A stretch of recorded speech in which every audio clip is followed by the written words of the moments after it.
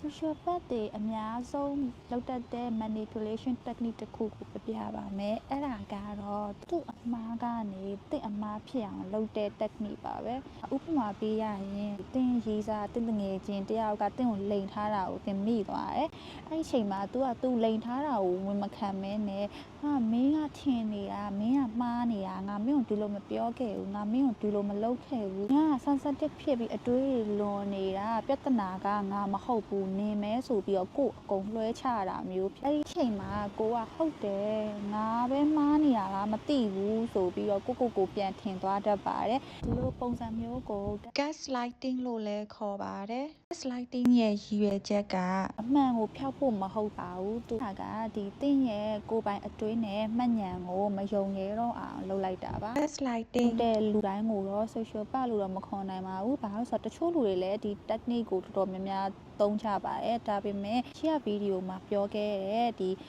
social path တွေလောက်တတ်တဲ့ behavior နဲ့ traits တွေကိုလူစီမှာ